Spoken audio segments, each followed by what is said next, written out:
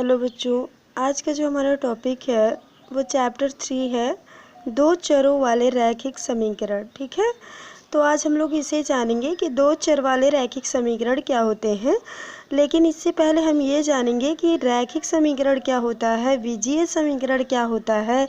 ठीक है, और एक चर वाले रैखिक समीकरण क्या होते हैं। फिर सीखेंगे दो चर वाले रैखिक समीकरण क्या होते हैं।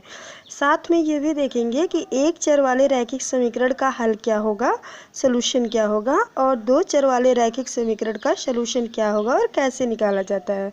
ठीक है, तो आज सारी चीज़ें ये हम लोग सीखेंगे इसके बारे में, तो लास्ट तक आप लोग वीडियो देखिएगा तभी सारी चीज़ें क्लियर होंगी। ठीक, तो दो चर वाले रैखिक समीकरण की इंग्लिश क्या होती है, linear equation in two variables. ठीक, लीनियर मतलब रैखिक, इक्वेशन मतलब समीकरण, इन टू वेरिएबल्स, वेरिएबल्स का मतलब होता है चर। ठीक है, तो पहले हम ये जान लेते हैं कि बीजीय समीकरण क्या होता है, तब तो हम रैखिक समीकरण और द्विघातीय समीकरण जो भी है उसको जानेंगे। तो पहले हम बीजीय समीकरण जानते हैं क्या होता है। तो बीजीय समीकरण को क्या कहते हैं, अलजेब्रिक इक्वेशन। और ये क्या होता है, बीजीय व्यंजकों की समानता का वह कथन, इस टाइप का। ठीक है, बीजीय व्यंजकों की समानता का वह कथन, यानी बीजीय व्यंजक क्या होता है। बीजीय व्यंजक के बारे में हमने वीडियो बना रखा है, जिन लोगों ने नहीं देखा वो देख ले, थोड़ा सा हम यहाँ बता दे रहे हैं। बीजीय व्यंजक क्या होता है कि बीजीय व्यंजक में चर और अचर को, ठीक है, अब चर क्या होता है, तो जो अक्षर होते हैं जिनका मान बदलता रहता है वो चर होते हैं। ठीक है, और जिनका मान बदलता नहीं है, ठीक, वो होते हैं अचर, और उनको इंग्लिश में कहते हैं कांस्टेंट, यानी कि जो संख्याएं होती हैं वो अचर होती हैं। ठीक है, तो जब संख्याओं और अक्षरों यानी चर और अचर को प्लस माइनस गुणा भाग के साथ रखा जाता है तो उसके समूह को ही हम कहते हैं बीजीय व्यंजक।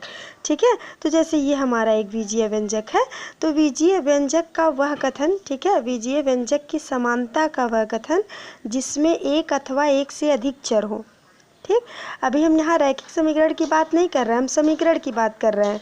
तो एक अथवा एक से क्या हो, अधिक चर उसमें उपस्थित हो, तो उसे हम क्या कहते हैं, बीजीय समीकरण कहते हैं। ठीक है, तो समझ में आ गया होगा कि बीजीय व्यंजकों की समानता का वह कथन जिसमें एक अथवा एक से क्या हो, अधिक चर हो, तो उसे हम क्या कहते हैं, बीजीय समीकरण।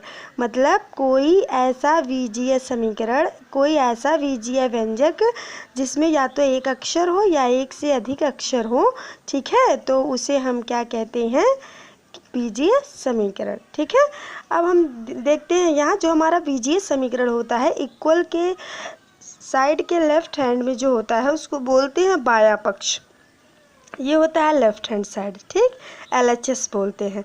और इक्वल की राइट हैंड साइड में जो होता है उसको बोलते हैं राइट हैंड साइड, यानी कि दायां पक्ष। ठीक, तो इधर वाला कहलाएगा बायां पक्ष और इधर वाला क्या कहलाएगा, दायां पक्ष। तो ध्यान रखिएगा, जब भी लेफ्ट हैंड साइड और राइट हैंड साइड की बात आएगी तो आपको ये याद रखना है। ठीक, ये आपके लेफ्ट हैंड साइड में है और ये आपके राइट हैंड साइड में है। ठीक, अब हम देखते हैं कि एक चर में रैखिक समीकरण क्या होता है। तो पहली बात, तो जो समीकरण होगा वो इस टाइप का होगा। ठीक है, या तो उसमें एक चर होंगे या तो उसमें दो चर होंगे।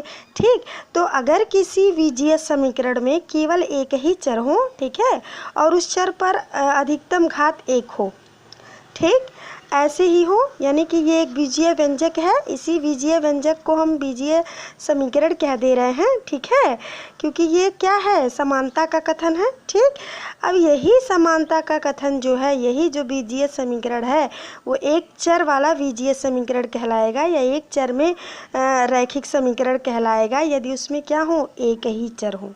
जैसे यहाँ x, ये y नहीं होना चाहिए, यहाँ x, केवल x। ठीक, केवल x में ये पूरा समीकरण हो। ठीक है, और उसमें जो चर हो उस पर अधिकतम घात, यानी जो अक्षर हो उस पर अधिकतम घात कितना हो, एक हो, एक से ज़्यादा नहीं होना चाहिए। ठीक, तो उसे हम कहेंगे एक चर में रैखिक समीकरण।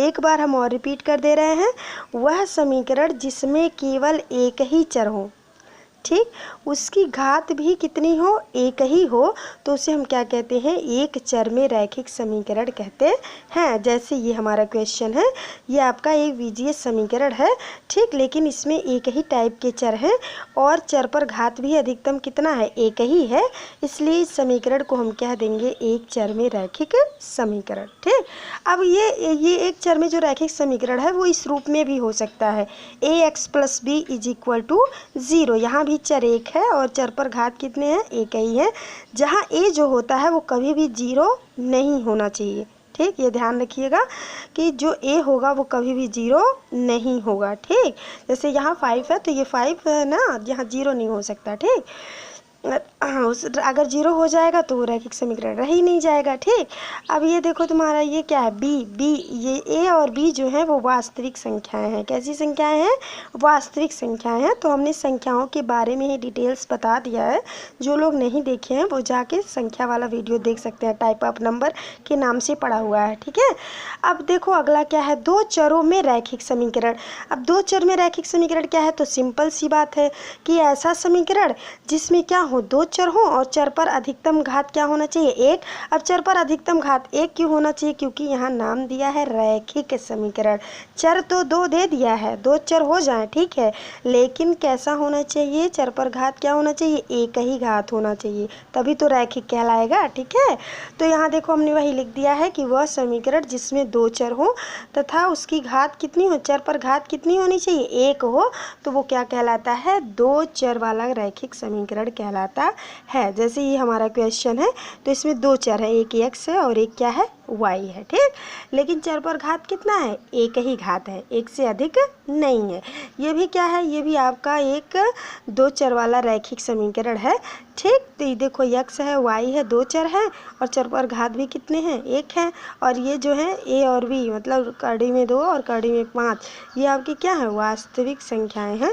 साथ में ये भी है आपका, ये c है, ये a है, ये b है और ये क्या है, c है। अगर हम इसको इधर ले जाएंगे तो ये प्लस का माइनस हो जाएगा, इक्वल टू क्या हो जाएगा, 0। ठीक है, तो अब देखो ये किस रूप का होता है, वो तो होता था ax + b रूप का होता था, लेकिन ये किस रूप का होता है, ax + by + c।